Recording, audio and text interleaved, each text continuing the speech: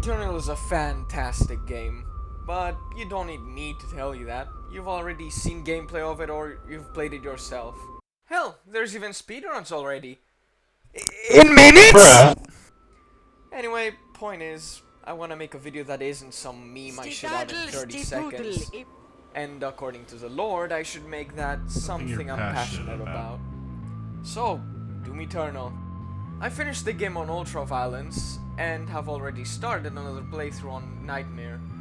I will be drawing various comparisons to Doom 2016, and there will be no spoilers.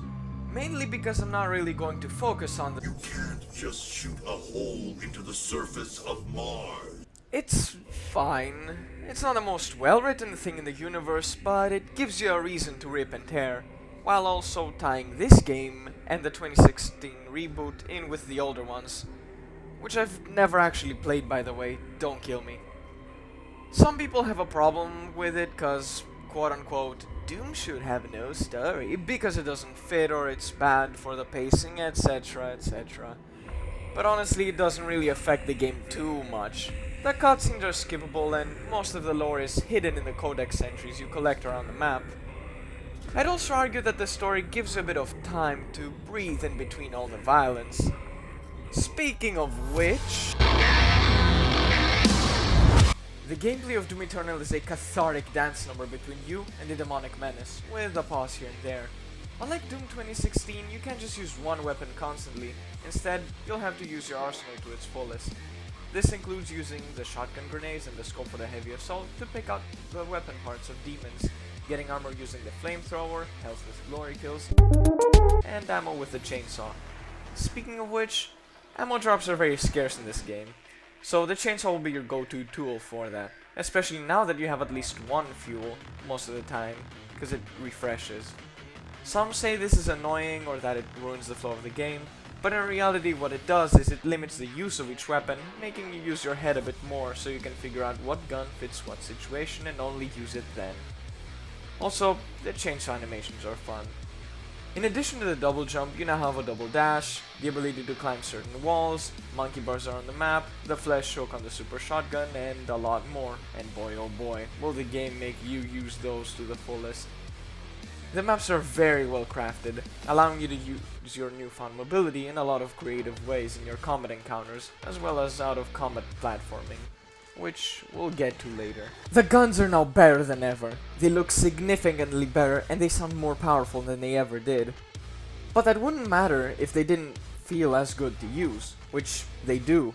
Unlike Doom 2016, in Eternal most of the upgrades are actually useful and serve a purpose.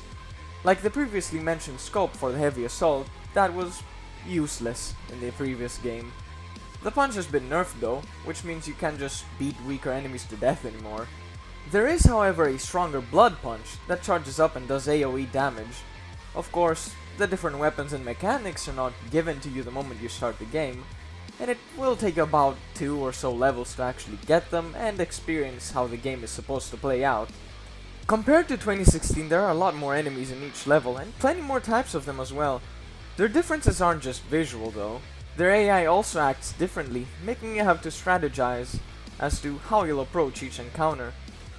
The types that have weak points or weapons you can take out will also start to act differently once you've done so. There's a few boss fights too, and they're fine. Most of them will then appear along any other enemy in the following encounters. The greatest example of this is the Marauder, which is quite a divisive design choice among fans. Essentially he's meant to be like a mini boss fight that you'll have to learn its attack pattern and focus on him or he'll be an annoyance. To see why, let's take a look at his attack pattern. If you're at longer range, he will throw an axe attack at you. If you're closer to him, he will use his own super shotgun to damage you. So you'll have to stay at a medium range, as the developers call it, which is kind of not too well defined, but that's not the point. Point is, you can only attack him when his eyes turn green and he dashes into you to attack, when you're at mid-range of course. You are then given the opportunity to be a complete dumbass like I was, or stun lock him into oblivion, thus killing him almost instantly. He also has a dog that is meant to fuck you up if you ignore the Marauder, but trust me, the dog will spawn anyway and he will fuck you in the ass anyway as well. Another problem with Doom Eternal is the tapes that will constantly pop up before every enemy encounter that just tell you what you have to do to defeat them instead of, letting you figure it out for yourself. The devs think you're fucking stupid. Oh, I almost forgot. There's also these tentacle thingies. They appear like twice or so with some purple goo that heavily restricts your movement for some reason. I don't know what's up with that. I mean, the game is all about mobility. What's it doing there? I don't know. Nobody really does. But whatever. Let's move on. Remember what I said about people thinking the low ammo thing messed up the flow of the game? I'd say that what actually affects the pace is the aforementioned platforming. Whether it's going from one combat area to the next, or looking for secrets and collectibles, you'll be platforming a lot, with all the mechanics mentioned before. Some people don't really like that, but I find it to be a nice break from all the violence. That also lets you breathe a bit more before your next massacre. With the exception of swimming, of course, which ruins every fucking game. Why is it? Speaking of secrets and collectibles, there's a lot of them. Most of them being upgrades for, well, everything. You have upgrades for your suit, weapons in the form of mods which also have their own upgrades, runes that can change some gameplay elements, and sentinel crystals. There's also things like weapon tokens that upgrade the mods of weapons, which are gained through playing all of the combat encounters on a map. The whole upgrade and customization system just feels overwhelming and overcomplicated for seemingly no reason. Other secrets and collectibles include secret encounters, which are timed combat encounters, Slayer gates, which require you to find and get a key to unlock them, as well as the gate itself, which unlocks combat encounters that may even include enemies you're supposed to encounter later down the line. You can also find soundtrack vinyls and cheats that can give you some broken power-ups. There's also the aforementioned codex entries and sentinel batteries. These can be used in the Fortress of Doom, your very own man cave, to unlock upgrades like those you'd usually find on maps, as well as outfits. Furthermore, you can unlock the Unmaker, a powerful weapon that shares ammo with the BFG.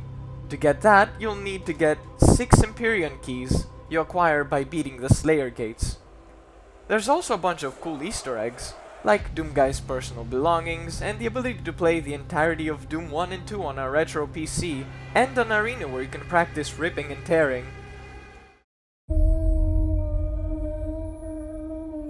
The visuals of Doom Eternal are also fantastic, which is made even better by the fact that it's very well optimized, so a lot more people will get to appreciate them. The environments are gorgeous to look at, and there's a lot of different ones at that, since you'll be traveling a lot during the main story. The demons that have been transferred from 2016 have a look that is more similar to the original games, and demons that were not present either on 2016 or are just straight up new to the series are designed in a way that fits the art style. As previously mentioned, the guns look better and fit into the new style of the game, which is less sci-fi and more sort of gothic. The animations are also excellent, including all of the glory kill animations that exist for each demon, and there's a lot of them, as expected. In addition to the high quality models and animations, the demons also have different damage states for the different parts of their bodies that you can shoot, which is neat, and it also lets you know how much damage they've taken, considering there's no health bar or anything above them.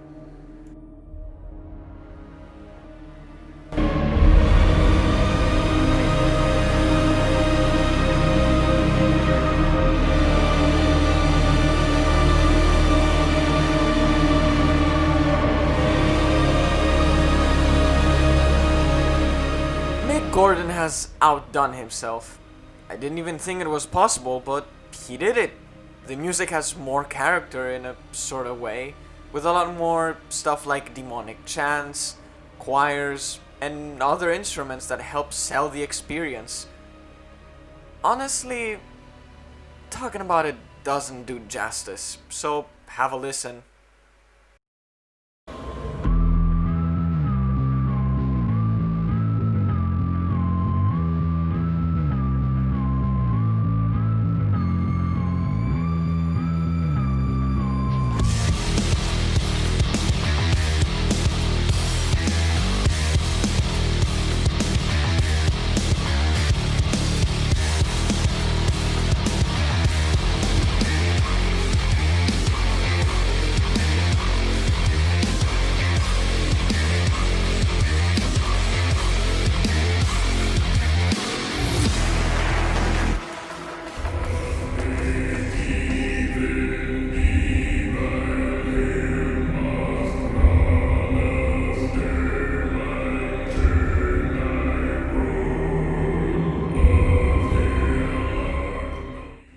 Other than the OST, the sound design is also a major improvement. Again, the guns feel stronger and you can hear every piece of demon tissue being torn apart in the glory kills of each demon. Essentially, Doom Eternal is like whatever Doom 2016 was, but more. And depending on what you enjoyed or hated in that game, you may dislike or love this one. In 2016 you had combat with a certain number of enemies, with some variety, while in Eternal there's a lot more of them, and a lot more enemy types. In 2016 there are ways to upgrade your equipment, but now there's a lot more. The soundtrack is better, and so on and so forth. It also feels a lot more video game-y, if that makes sense. Doom 2016 had more realistic environments, sci-fi weapons, UI, and everything was in first person. While in Doom Eternal, the environment design focuses more on your mobility, the weapons are more stylized, there's third-person cutscenes, and the UI is a lot more colorful. Gameplay-wise, it's a lot more strategic, and a bit harder, all things considered. Overall, Doom Eternal is definitely a great game. Personally, I liked it more than 2016, but depending on your taste, you may view it as worse or an equally good game. So, these are my thoughts on Doom Eternal.